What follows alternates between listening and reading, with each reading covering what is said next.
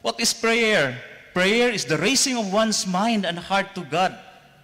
We are beggars before God, and the foundation of prayer is humility. Humility is the foundation of prayer, and the Holy Rosary is the prayer of sa tao nga mapaubsanon. Ingon si Saint Padre Pio, ako na nang ipakita dati kay Father Ray katong sa mga youth. Those who pray have hope. Natay paglaom. Kadtong may nampuon. Those who pray little are in great danger. And those who do not pray are lost. Pag-ampo kanunay. Thessalonians chapter 5 verse 17. Sige ampo. And sa 1 Pedro kapitulo 5 verse 18. Watch out and be alert. Pagbantay ka mo. Kaya ang imong kaaway, ang yawa, mura siyag liyon, nagpaabot og iyahang paakon. Is looking for someone to devour. Sa Ephesians chapter 6 verse 12, naani sa akong Facebook. For our struggle is not against flesh and blood, but against the rulers, against the authorities, against the power of this darkness, against the spiritual forces of evil in the heavenly realms. The greatest trick the devil ever pulled was convincing the world he didn't exist. So, dapat na isigitag ampo. We do not know how to pray. Naana sa Romans chapter 8 verse 26. And at times, we are not heard because we ask wrongly. Iba akong giampo ba? Sige na, Lord, tagay ko aning sakyanan. Nindot kay ini siya model ba? No? Padato asad ko. No? We ask wrongly. Pero si Elijah, the man with faith, kusgan kayo ang ampo. Na ma'am, kita na to sa James chapter 5 verse 16 to 18. He prayed fervently that it will not rain. For 3 years and 6 months, it did not rain. Kusuga siyang ampo, no? Kumingon po siya, Lord, mag-ulan unta. Adi mag-ulan po. Unsa na lang si Mama Mary? Remember, si Mama Mary, sa pagsugod sa simbahan, pag-descent of the Holy Spirit, na si Mama Mary, kauban ang mga disipulo o ang mga babae. In one accord, they pray. Unya, mikunsad ang Espiritu Santo. Gani na ako ay nadunggan sa ka-theologian, ingon siya nga, mikunsad ang Espiritu Santo. It is because of naadiha si Blessed Mother, si Mama Mary. As such, the Virgin Mother was present with the 12 whom with one accord they devote themselves to prayer. Mao ang role ni Mama Mary, sigig ampo. Hangtod karon, ganungaw siya, gatanaw nato. Naghulat siya, gatanaw siya sa mga iyang anak. Mapinanggaon man kayo ni sa Mama Mary. And then, chapter 2, they broke bread in their homes, ate together, glad and sincere hearts, praising God. Naagyapon ang ilahang pagsimba. So, the mysteries of the Rosary are gospel events. To pray the Rosary is to pray the gospel. The gospel, in essence, is Jesus Christ. Muna, magrosaryo ta, it is like a compendium of the gospel. Kaya naman din na ang kinabuhi ni Jesu Cristo. The life, the passion, the death, and the resurrection of our Lord Jesus Christ. Imo siyang gimeditate. So, naidaghang mga Bible reference. Joyful mystery, sorrowful mystery, luminous and glorious. Even our Hail Mary, biblical gihapon na kayo mga kaigsuunan. So, tanawa na lang ninyo, i-check sa inyohang balay, kung moingon ba sila nga, dili ba na biblika lang atong giampo. Ingon si Saint Pope John Paul ba, the Great. Ingon siya, kinahanglan yun ta mag-rosary. Iyang gibaid, iyang gipahait ang rosary. Gipunaan niya og luminous mystery ni adtong 2002. Ingon siya, we are facing a crisis. The rosary is devalued today. It is misunderstood by many Catholics, never taught by younger generations. Maugya po na nitabo karon ba? No, dapat gyud ita magrosaryo pirmi. Take note, the Hail Mary Ang sentro si Jesus. The name above every name. Sa pangalan pa lang. Philippians chapter 2 verse 10. Sa ngalan ni Jesus ang tanan mangluhod. Dito sa langit, dinhi sa yuta ug ilawom sa yuta. Pangalan pa lang, ludhan. Muna ang Blessed Sacrament, magsuri-suroy ka ba ni Father Johnny, dapat ludhan yun siya. Kung dili kaya, mag-genuflect as a sign of honor. No? Si Kristo nga na, blood, soul, and divinity. Ingon si Saint Pope John Paul II, don't be ashamed to recite the rosary alone while going to school, university, to work, along the street, and on public transportation. Gusto mo istorya? Napo istorya, nindot kayo. Istorya ta. Na isa ka young scientist, sakay siya train. Pag sakay nag-train, nakakita siya og hamtong nga lalaki, nag-ampo, nag-rosary. Ingon din itong batanon nga lalaki, Sir, kanang imong ginahimot? Superstitious belief man na, o man ayo. Kini o, nindot kayo niyo, kaya akong gidala. Mga science books, science magazines. Ingon din itong hamtong nga lalaki, wata lang ko ni ako ang gihimo, nag-ampo sa ako. So, as time passed, pag mag-ampo, ingon din itong hamtong lalaki. Unsa ito imong giingon? Sir, nakoy mga science books. Sige lang. Anyway, I have here my calling card. Unsay nakasulat sa calling card? Louis Pasteur, head of Paris Institute of Scientific Research. He is the founder of rabies vaccine. Sa ato pa, ang mga bright day mga tao, dili din na siya opposition nga magrosaryo ka, nga mapaubsanon ka. Bisan pagdaghan kag na kay balo, the more day ka mo duol kay Mama Mary and ask for intercession. So dili lang di ay kadtong mga yano lang nag-ampo, even ang mga bright nag-ampo pud. Kini kailan mo ani? Si Mozart. He is known. Nagarosaryo pa ni siya. So daghan di ay nagarosaryo. Pero how come sa amo ang chapel, gamay raman mi nagarosaryo, sa ako rang lalaki, kadaghanan mga babae man. No dapat di kita mga lalaki magrosaryo ta, brother. Dapat ikaw mo lead sunod, first mystery. Unsay ingon ni Mama Mary sa Fatima? Ingon siya, pray the rosary daily. The message of Fatima is to pray the rosary. On May 13, ingon si Mama Mary, pray the rosary. June 13, the same message. July, August, September. Every time magpakita siya, mo yung message, pray the rosary. Kini, mga kaigsuunan, powerful man jud kay ning atomic bomb. No, naman jud kay dokumento ani nanilibro. The rosary is more powerful than the deadly atomic bomb. It resists the law of physics. Bungkag tanang building na dito ang epicenter. Pero naay mga tao dito nga wala gyud taon matakdan sa radiation. Buhi pa sila. After pila ka years, gi-follow up sa scientists, nganong wala gyud sila radiation? Nganong wala sila nagka-cancer?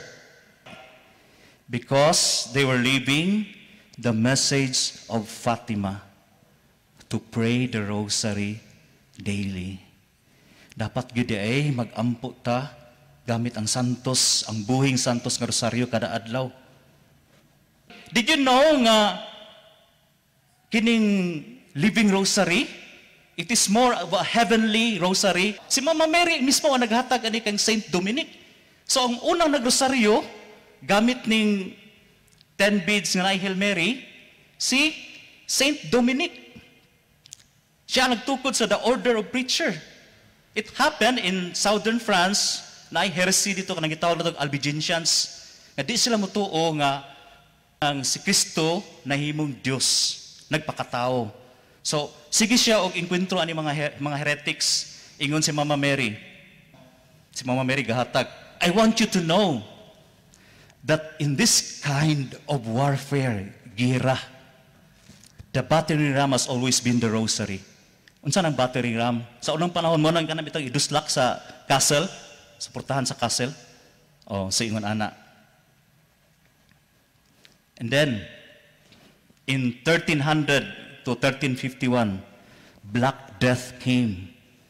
Naiusa ka plague, murag karon ba? Para sa ato karon, COVID-19. 30% sa Europe nangamatay. Apil ang mga dokumento about rosary. Nya matod pa sa usa ka researcher, mao na duni ang gihimo ni Satan after na spread ang rosary. No? We fight back si Satan. And then here comes a Dominican by the name of Alan de Ros, Blessed Alan de Ros, somewhere in Brittany sa England. Ingon si Kristo ba, nagpakita si Kristo niya. Kay kini si Alan de Ros, bright man ni kaayo. Ingon siya, Alan de Ros, you are crucifying me again. Now that you have all the learnings and understanding, that you need to preach my mother's rosary, and you are not doing. Dapat each one of us should promote the rosary. Tell everybody kung unsa ni ka powerful. It is a weapon, a spiritual weapon. The Holy Rosary is the storehouse of countless blessings. I personally receive blessings. Dili man siya materials, but naa ma-feel gyud ako. So ingon ana, ingon siya, if you persevere in reciting the rosary, this will be a most probable sign of your eternal salvation. Kinsay gusto matug langit? So magrosaryo ta. Kadtong mga tao na nagrosaryo, mao putoy sigig simba. Kadtong walay rosaryo, di nagrosaryo, di pud kay na nagasimba. Kadtong sigig rosaryo, mao putoy nagaadtog blessed sacrament. It's either mo hinay-hinay kanipis ang imong sala or di nakagunahan magrosaryo. Duha lang na. It's either may hinay-hinay o kanipis imong sala or di nakagunahan ng rosaryo. So ingon ana mga kaigsuonan. Si Saint Louis de Montfort, another great theologian, kini siya gi-consider ni sa simbahan as one of the doctors of the church, maabutay. Nga kanang tutos-tuos ni coat of arms ni Pope John Paul II, gikan na siya Saint Louis de Montfort.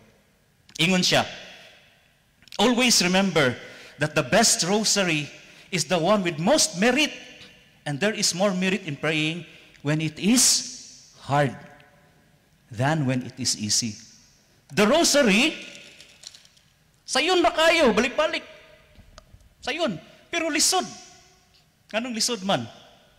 Imagine mo lang, vocal prayer, and then you meditate, you contemplate the mysteries, sorrowful, joyful, depende sa adlaw.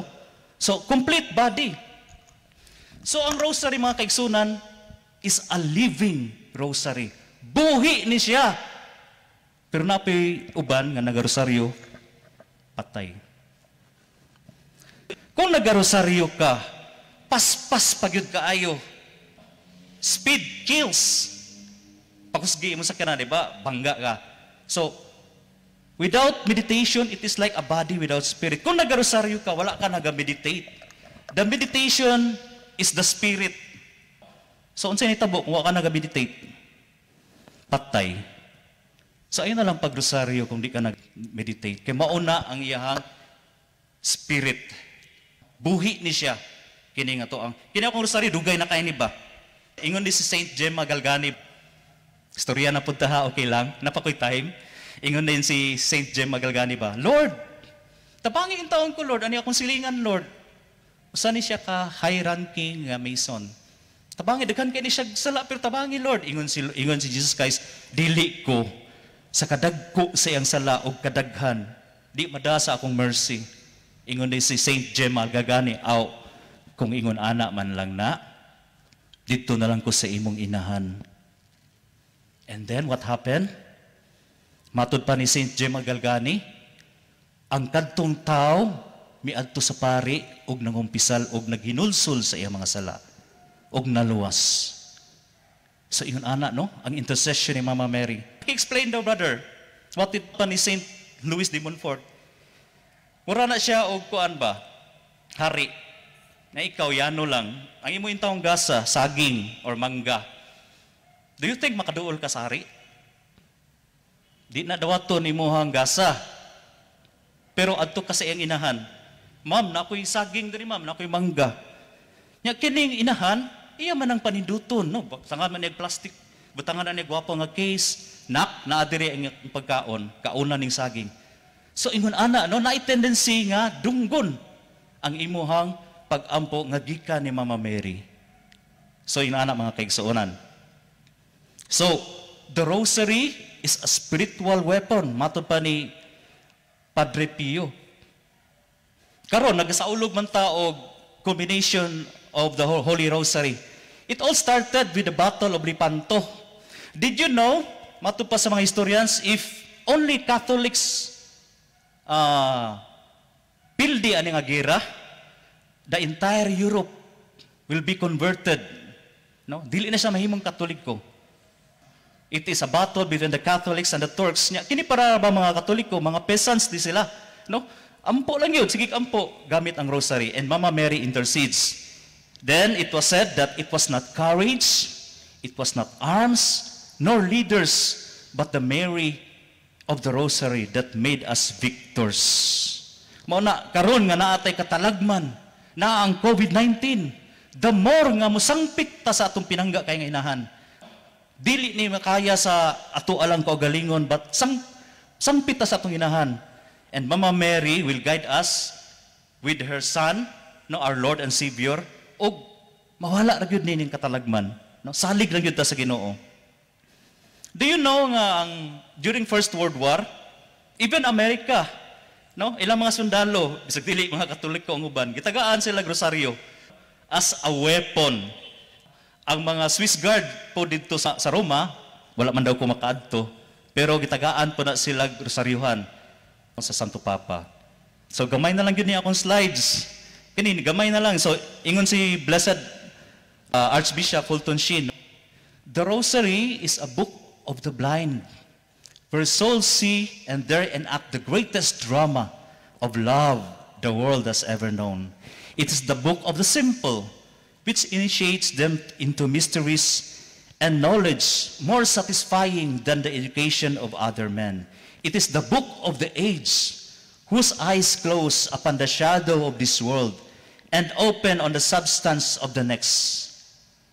The power of the Holy Rosary is beyond description. So, 4 reasons nga nung mag-rosary ta. It's biblical, no? Naa din na sa Biblia ang mga teksto, gospel. It helps us be holier, mahimutang buutan. Sige rosaryo, mausap ang atong ugali. The Virgin has asked for us, no, dito sa Fatima, ingon si Mama Mary, to pray the rosary daily. It weakens the devil. The rosary has the effect of weakening the action of the devil in the world and in our lives. Matod pa sa usa ka Santo Papa, the rosary is the scourge of the devil. Latigo, pinaagi sa Santos nga rosaryo. Pope Francis encouraged us to pray the rosary. Pray the rosary daily for church protection from Satan. Kibaluta nga dinhi sa kalibutan na ay mga fallen angels. Atong lig-unon atong sarili, sangpit ta kay Mama Mary, ampo ta sa Ginoo. This will be my last slide. Ingon si Mama Mary to Dominic, one day, through the rosary and scapular, I will save the world. May hapon ka na tong tanan. Tuguta ko ninyo nga mag-ampo. Sa ngalan samahan sa Anak sa Espiritu Santo. Amen. Hail Mary, full of grace, the Lord is with thee. Blessed art thou amongst women, and blessed is the fruit of thy womb, Jesus.